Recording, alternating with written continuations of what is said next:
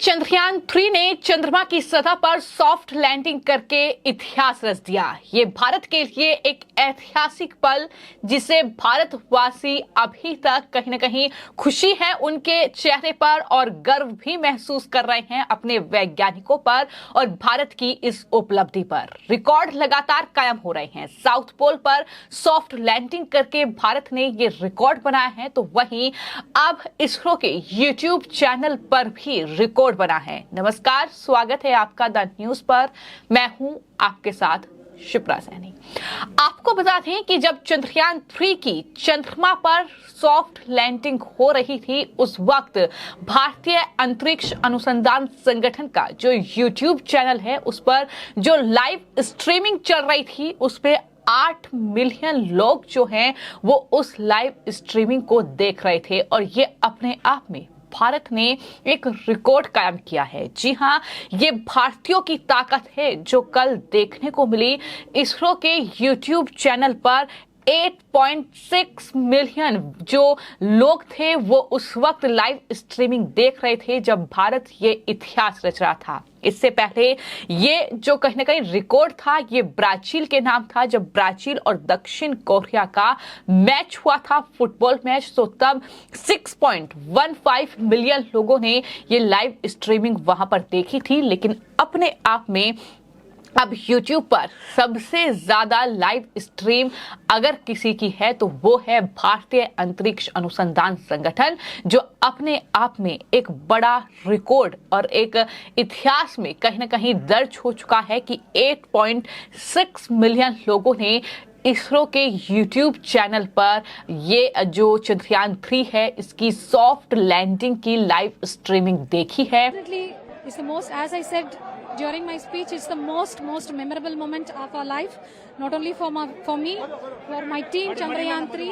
This is the achievement for which we have slogged for the past so many years. This is what we have strived for the past so many years. Whatever we have targeted, we have achieved it on dot. It was like a simulation what we have seen in real time.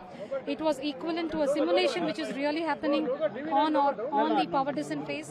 So it is it was not an easy task for you. It's a long-term project which you took on hand. Yes. और अपने आप में भारत के लिए ये ऐतिहासिक पल जो कि कहीं ना कहीं इतिहास के पन्नों में दर्ज हो गया है। जाहिर तौर पर चंद्रयान-3 की सॉफ्ट लैंडिंग के बाद पूरा सोशल मीडिया तमाम फोटोज और वीडियो से सटा हुआ है।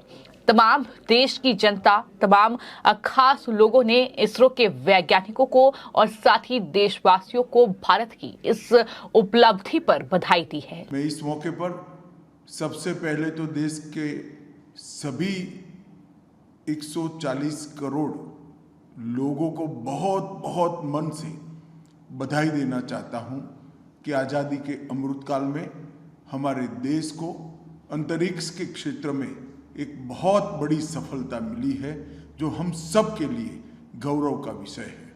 इसके साथ अथक मेहनत और बहुत बारीकी से प्लानिंग कर चंद्रयान को सफल करने वाली टीम चंद्रयान के सभी वैज्ञानिकों और सभी इंजीनियरों को भी मैं हृदय से बहुत बहुत बधाई देना चाहता हूँ। आज आपके प्रयास ने देश को विश्व में गौरव दिलाया है और मैं देश के प्रधानमंत्री जी को भी बहुत बहुत बधाई देना चाहता हूं, क्योंकि स्पेस मिशन की उनकी जो कल्पना है, नई स्पेस पॉलिसी लेकर जो आए हैं, इसका बहुत शुभ आगाज आज अमृतकाल की शुरुआत में ही हुआ है। आज चंद्र की सतह पर उतरने वाला भारत चौथा देश हो गया। दक्षिण ध्रुव के ज्ञान की दृष्टि से अंधेरे क्षेत्र में पहुंचने वाला भारत पहला देश हो गया। करोड़ों सालों से चंद्रमा के दक्षिणी ध्रुव को जिस प्रकार से रहस्यों ने घेर कर रखा था, बहुत सारे रहस्यों का उद्घाटन हमारा चंद्र मिशन करेगा, चंद्रयान-3 करेगा। मोदी जी जो नई स्पेस पॉलिसी लेकर आए हैं, इसमें पिछले एक दशक के अंदर 55 स्पेस क्राफ्ट मिशन चले, 50 लॉन्च व्हीकल मिशन चले, 11 सैटेलाइट स्टूडेंट के लिए चले। एक साथ 104 उपग्रह छोड़ने का रिकॉर्ड भी भारत ने बनाया।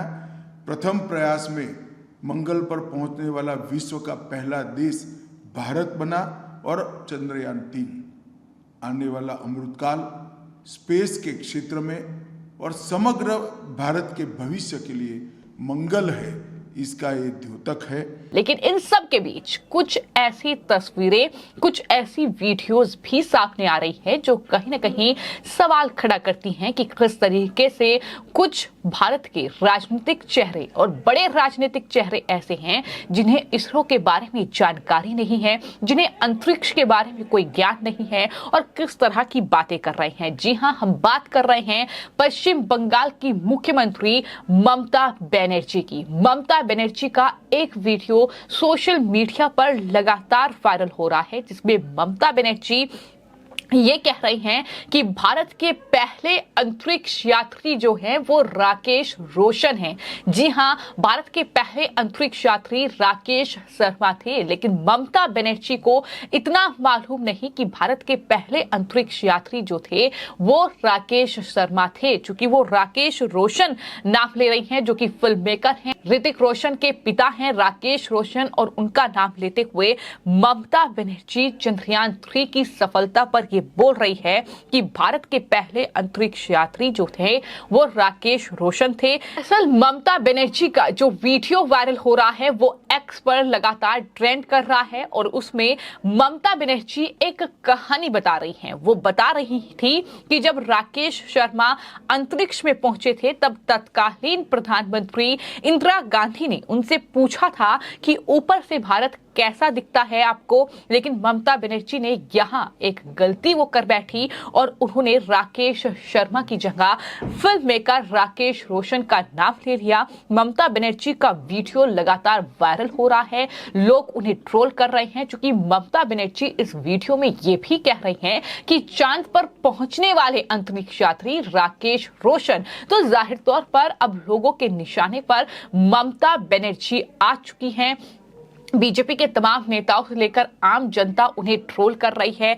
इसके अलावा आपको ये बता दें कि अखिलेश यादव समाजवादी पार्टी के नेता जिनकी तरफ से एक्स पर एक पोस्ट किया गया चंद्रयान 3 की लैंडिंग के बाद और उन्होंने लिखा चांद मुबारक इसरो इंडिया। तो ये अखिलेश यादव का ट्वीट है जो तुष्टीकरण की राजनीति को साफ तौर पर दिखाता है। अखिलेश यादव को भी लोग जवाब दे रहे हैं।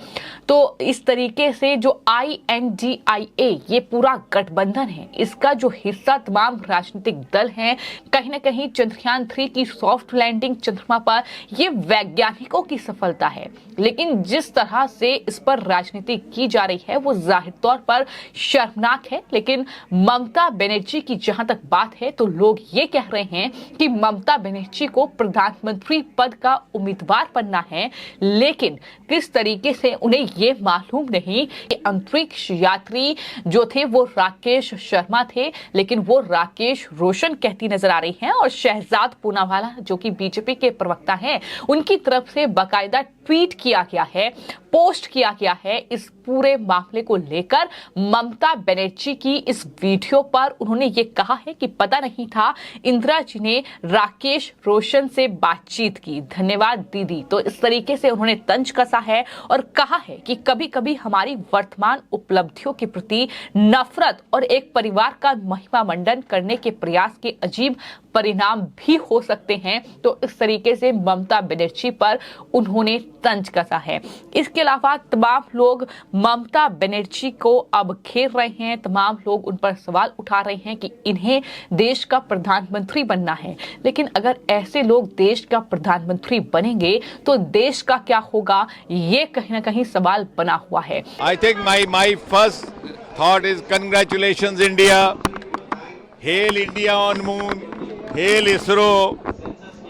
और मैं तो सिर्फ ये कहूँगा कि जिस चांद के दीदार के लिए सारी दुनिया तरसती है, आज हमने उस चांद को छू करके महसूस किया है।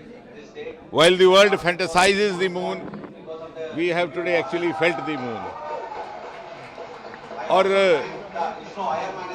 जिस चांदनी की हसरत की ख्वाब सारी दुनिया देखती है, आज हमने उस हसरत के ख्वाब को हकीकत में बदलते हुए देखा है।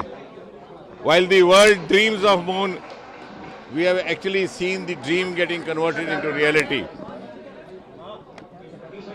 And आज जबकि चांद की धरती पर तिरंगा लहराएगा बड़ी शान के साथ, तो एक बड़ा बुलंद पैगाम सारी दुनिया में जा रहा है। उन लफ्ज़ों में जो प्रधानमंत्री श्री नरेंद्र मोदी जी ने कुछ समय पहले कहे थे और आज भी दोहराए, sky is not the limit. Hindustan निकल चुका है ब्रह्मांड के उन रहस्यों को, उन राजों को खोजने के लिए, समझने के लिए, जिसके लिए आज तक इंतजार था इंसान को समझने का, खोजने का। And this is also a vindication of the dream which our forefather, which our founding father Vikram Sarabhai saw 6 decades ago. And the manner in which Vikram Sarabhai started the yatra on the carriage of a bicycle, and it's been a quantum leap in the recent few years. I think we owe to thank Prime Minister Modi for having made this possible. PM Modi unlocked the space and gave us this enabling milieu where we could give full outlet to our potentials, our aptitudes, our talents, and the results are there for all of you. We have reached the South Pole, which no one else had done.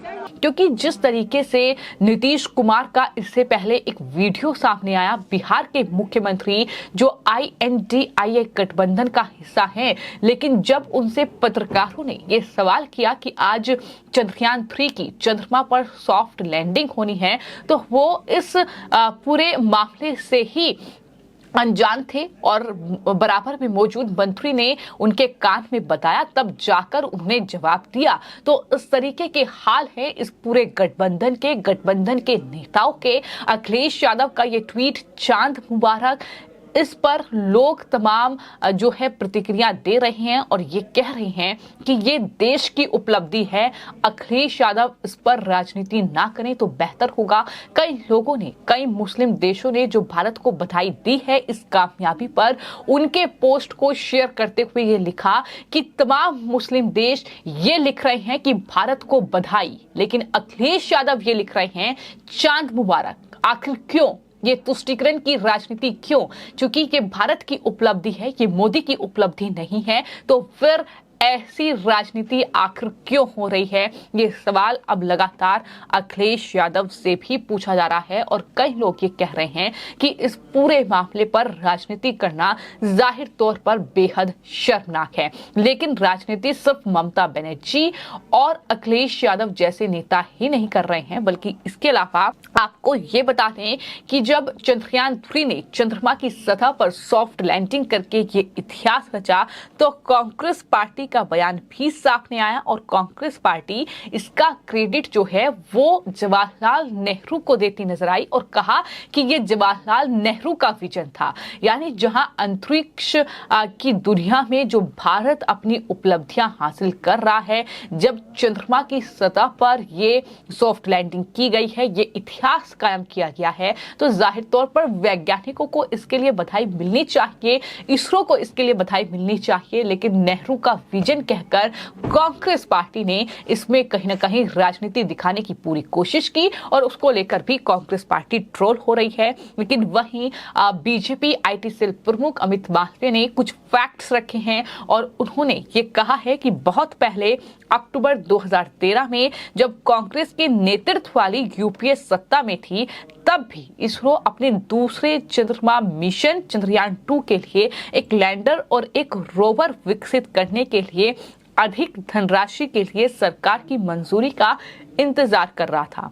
2014 तक तेजी से आगे बढ़े भारत ने प्रधानमंत्री मोदी को चुना और अंतरिक्ष अनुसंधान का बजट 123% बढ़कर 5,615 करोड़ जो है वो 2013 से 2014 में और 2023 से 2024 में 12,500 543 करोड़ हो गया। तो ये तमाम बड़ी चीजें उन्होंने बताई हैं कि क्या कुछ बदलाव हुए हैं, लेकिन इन सब के बीच जिस तरह की राजनीति हो रही है, जिस तरह के बयान सामने आ रहे हैं, जिस तरह से ये विपक्षी गठबंधन INDIA के नेता राजनीति कर रहे हैं और जिस तरह से इनमें ज्ञान की कमी है, उसको लेकर लगातार ये ट्रोल भी होते नजर आ रहे हैं।